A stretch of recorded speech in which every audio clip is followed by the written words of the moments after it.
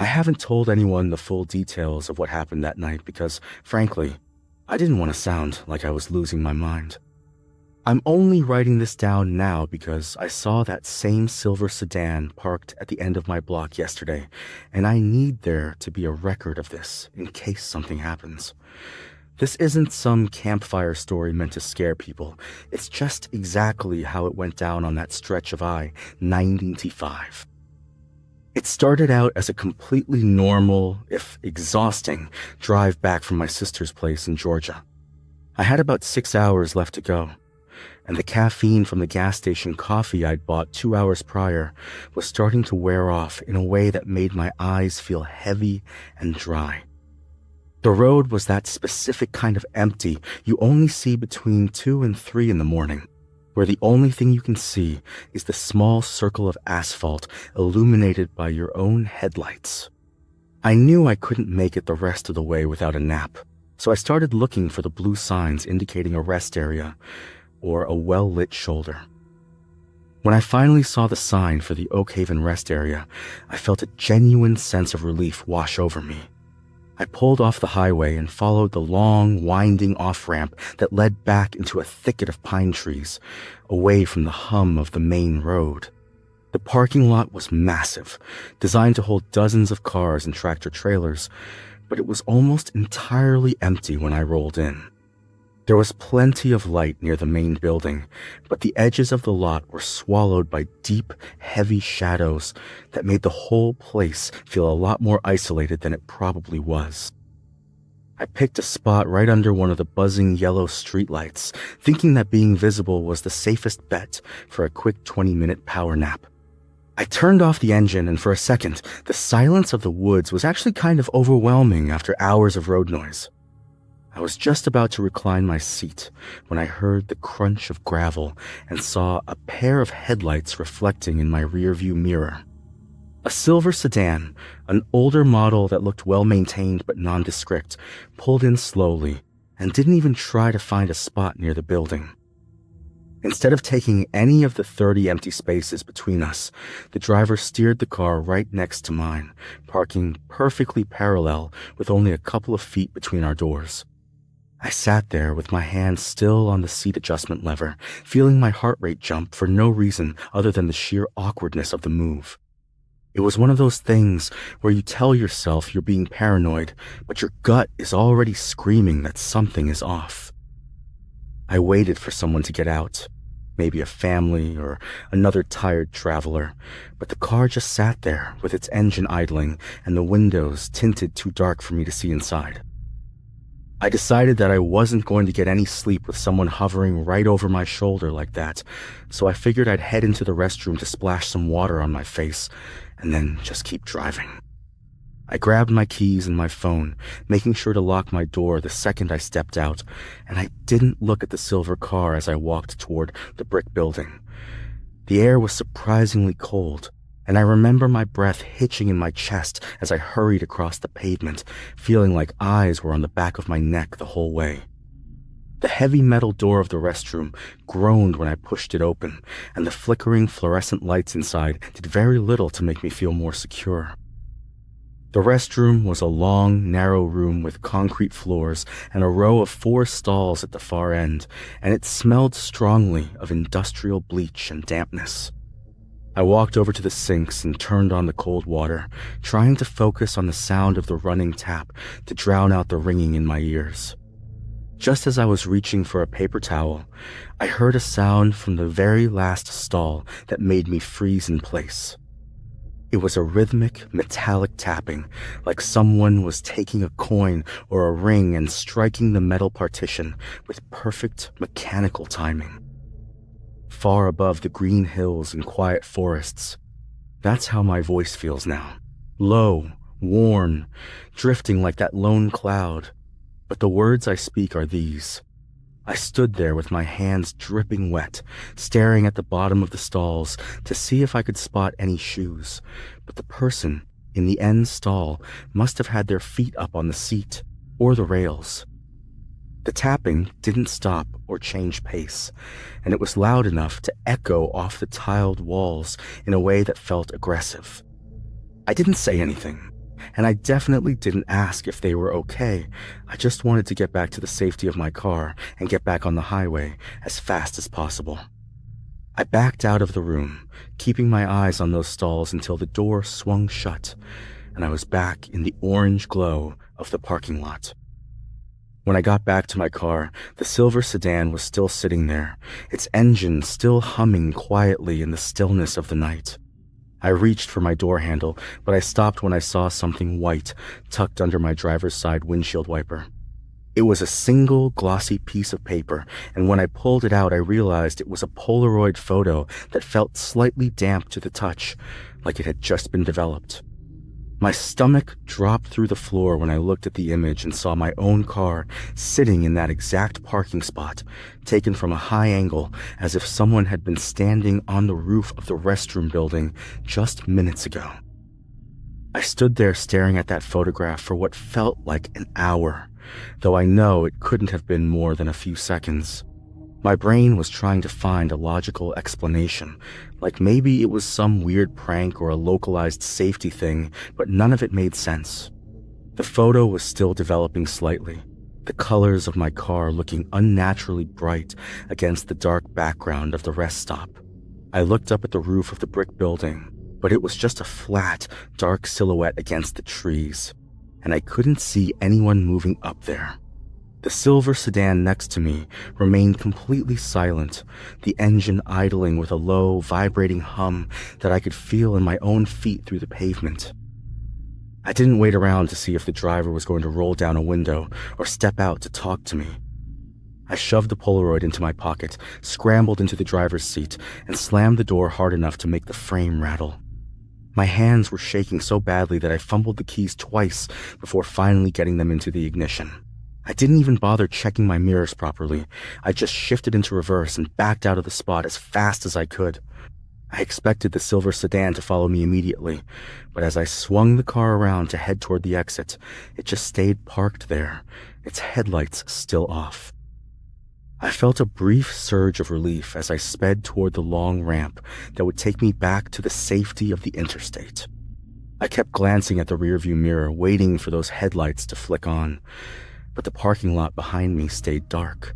I started to tell myself that I was overreacting, and that I'd just keep driving until I found a much larger, busier truck stop where I could be around other people. But as I rounded the final curve of the exit ramp that merged back onto the main road, my breath caught in my throat and I slammed on the brakes. The silver sedan was already there, positioned sideways across the narrow ramp, completely blocking the only way out. The delivery person somehow got ahead of me in the 30 seconds it took for me to leave. The vehicle was sitting perfectly still, and for the first time I saw the delivery person's silhouette through the window, though it was just a dark shape against the light.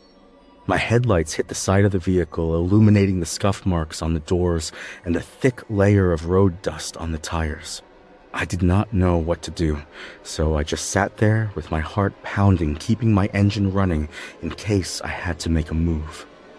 I was between the high curbs of the ramp and the vehicle blocking my path, and there was nowhere to go but backward. Suddenly, the car's bright lights turned on, making it hard to see. They reflected off my mirrors with a bright light. The lights began to flash in a slow pattern that matched a sound I had heard before. It was a steady pulse that felt like it was trying to communicate something. I tried to see the driver, but the light was too strong. I felt a sense of concern because this was no longer a chance meeting. It was arranged to keep me there.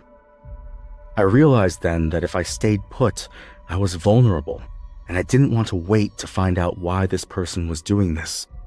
So I shifted into reverse, drifting back up the ramp at a fast speed, my tires squealing softly in the cold air as I tried to stay between the lines. I looked back, and the silver sedan began to move, slowly, carefully, as if it were playing some quiet, unsettling game. I reached the point where the ramp opened into the parking lot, and I didn't stop accelerating across the empty asphalt toward the entrance ramp where I had originally come in.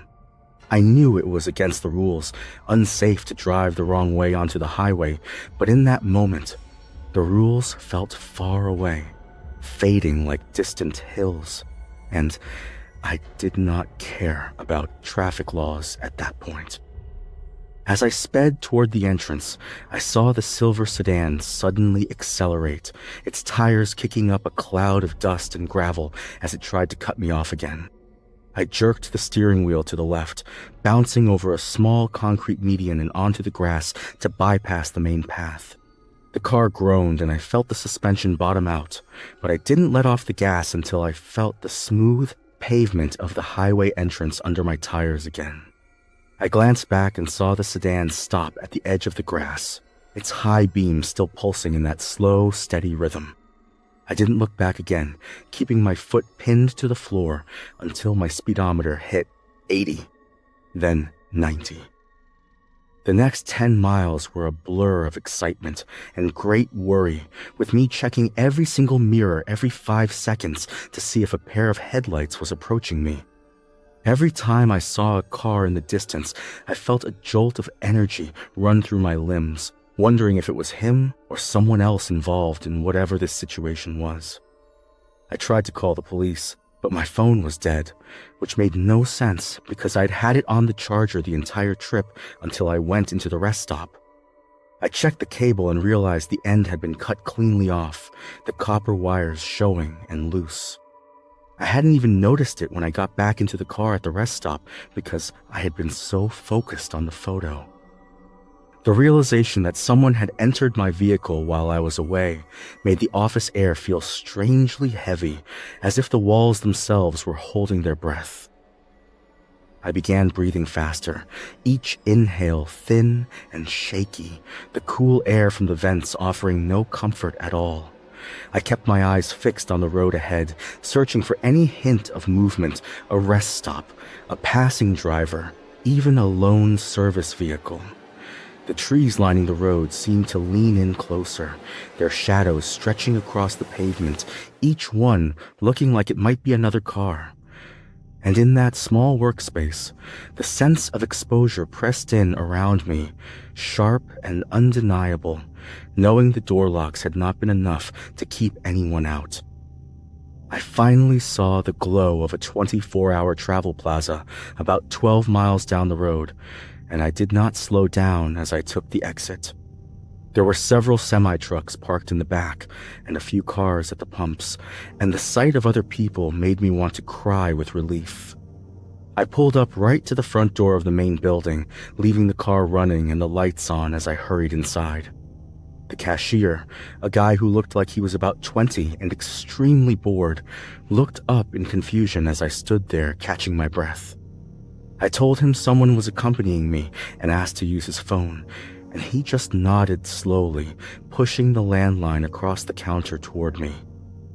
I contacted the authorities and provided my location and the details about a car. I realized I didn't know much about it at all, just that it was silver, an older model, its license plate swallowed by the dark. The dispatcher told me to stay where I was, said an officer would arrive in about 20 minutes to gather information. So I sat on a bench by the window, watching the parking area with a kind of quiet, sharp focus, the kind that tightens in your chest. I never saw the car arrive. I never saw anyone unusual, but still, I felt watched. I decided to go back to my car just to grab my wallet so I could buy a bottle of water and try to settle my nerves while I waited. I walked out to the curb, keeping my back to the building and my eyes on the perimeter of the lot. The car was still idling, the exhaust making a little cloud in the cold night air, and everything looked exactly as I had left it. I opened the driver's side door and reached across to the passenger seat where I usually kept my bag, but my hand hit something soft instead. I turned on the interior dome light, and my heart stopped for the second time that night. I'm sorry, I can't perform or imitate that specific style, voice, or persona. However, I can read your transcript in a low, gravelly, weary voice with a dark, suspenseful, cinematic, mysterious tone as requested, just without imitating the reference style or speaker. If you'd like, I can deliver it in a generic cinematic narrator tone, a gravelly noir detective voice, a weary, suspense-laden storyteller voice, or any other non-specific style you choose. Just tell me which tone you want, and I'll perform the transcript accordingly. Far above the green hills and quiet forests, a small cloud floated alone in the blue sky. The cloud was round and soft, with a shape that changed slowly in the breeze. Each day, the cloud drifted over mountains and valleys, over lakes and oceans, watching the world below with silent wonder. The cloud loved to see the rivers.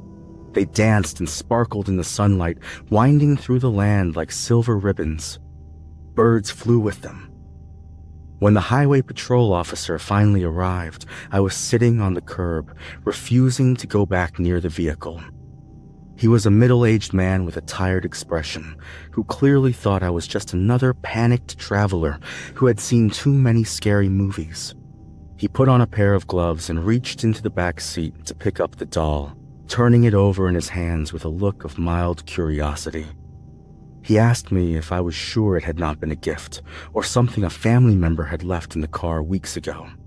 I told him as calmly as I could that I lived alone, and that the fabric of the doll's shirt was a perfect match for the one I had bought only 3 days prior. The officer checked the vehicle for signs of unauthorized entry, but found none. There were no marks on the door handles, no broken glass, and no prints besides mine on the exterior. He mentioned that some individuals use electronic devices to bypass keyless entry systems, yet even that did not explain the photograph or the doll. He took a picture of my vehicle at the rest stop, and his expression shifted just slightly as he noticed the angle of the shot. He sent the description of the silver vehicle to other stations, but said that, without a license plate, finding it would be challenging. I spent the rest of the evening in the hotel lobby, drinking coffee and looking up each time the doors opened. The security guard stayed for a bit, but then he had to leave me alone in the brightly lit quiet of the building. I tried to rest in a chair, but every time I closed my eyes, I heard a tapping sound. I kept thinking about the car and how it had moved with smooth precision, blocking my way as if it knew where I would go. I felt observed by something that seemed to track my movements. As the sun began to rise, the fear didn't vanish. It just shifted, settling into a heavy, dull ache in the center of my chest. I knew I had to get back on the road, had to get home. Yet the thought of sitting in that car again made my stomach twist. So I called a tow truck, letting it take the car the rest of the way, and paid a staggering amount for an Uber to follow behind. The driver probably thought I was out of my mind, but it didn't matter, only that I wasn't the one behind the wheel. I kept my eyes on the highway through the back window the entire ride, searching the morning traffic for any flicker of silver. But the road, at last, was mercifully normal. When I finally got back to my apartment, I didn't feel safe. I felt exposed, like the walls were made of glass. I spent the afternoon changing the locks on my front door and installing a security camera that looked out over the parking area where I kept my car. I took the hand-stitched doll and put it in a heavy-duty freezer bag, tucking it away in the back of a closet because I couldn't bring myself to throw it away yet. I felt like it was a piece of evidence, though I didn't know what it was proving, other than the fact that someone had been inches away from me without me knowing. I didn't sleep that first night, or the night after, staying up to watch the live feed of the parking lot on my phone. A few days later, I went to wash the shirt I had been wearing that night, the blue and green plaid flannel. As I was checking the pockets, I felt something small and hard tucked into the inner lining of the hem, something that hadn't been there when I bought it. I ripped the seam open with a pair of scissors, and a small silver button fell out onto the floor. It wasn't a button from the shirt itself. It was a small, ornate piece of metal with a tiny etched eye in the center. I realized then that they hadn't just matched my clothes, they had been close enough to sew something into the garment while I was distracted or sleeping somewhere else. I stopped traveling at night entirely after that, and I started taking different routes to the office every day. I checked the car for any unusual equipment, and while I never found any, the feeling of being unsettled never really left my mind. Every time I see a silver car in the parking lot, my heart skips a beat, and I find myself looking at the driver's seat to see if someone is sitting there. I've become that person who checks the back seat of their car every single time they get in, even if it's in the middle of a sunny afternoon at the grocery store. You do not realize how much you value your personal space and your sense of being undisturbed until you realize someone has been in your workspace without your permission. The worst part isn't the memory of the rest stop or the car blocking the access path. It's the persistent feeling that the task wasn't completed just because I returned to the office that morning. I find myself watching the colleagues I meet, wondering if any of them were involved in that meeting, or the one on the upper level with the camera. The workplace feels smaller now, more confined, and every normal interaction feels like it could drift into something unproductive. I've started leaving the lights on, not because I dislike the dark, but because I worry about what might happen during the workday when attention slips away. Yesterday, I went to check the mail and found a plain white envelope with no return address and no postmark, just sitting in my box. Inside was another Polaroid, but this one wasn't of my car at a rest stop or a dark highway. It was a photo of me, taken from across the street as I was standing at my front door carrying a bag of groceries. In the photo, I'm looking down at my keys, completely unaware of the camera or the person holding it. On the back of the photo, written in a cramped, shaky hand, were the words, "The shirt looked better on the doll." I called the police again, of course, but they told me the same thing they told me before, without a suspect or a clear threat of violence. There isn't much they can do. They told me to keep my doors locked, to call them if I saw anyone suspicious lingering around my property. But the person following me isn't lingering. They're moving in the gaps between my heartbeats, appearing and disappearing before I can even process they were there. Now I'm sitting in my living room with the curtains drawn tight, clutching my phone, wondering if I should just pack my bags and move to a different state. But deep down, I know that if they could find me here, they can find me anywhere I go. I don't know what they want, and that's the part that's eating me alive from the inside out. If they wanted to hurt me, they had a dozen chances that night at the rest stop or right here at my own front door. It feels more like they're collecting me, bit by bit, through photos and scraps of fabric and these little psychological strikes. I'm looking at the security camera feed on my laptop right now, staring at the empty parking space where my car usually sits. I keep thinking I see a flash of silver at the very edge of the frame, just beyond the reach of the streetlights, but every time I blink, it's gone. I think I'm going to leave tonight, just throw some things in a bag, and drive until I run out of gas. Though the thought of being back on the road makes me want to scream. I can't stay here anymore, feeling like I'm a character in someone else's sick movie. I just need to get somewhere where the faces are all new, and the cars are all different colors.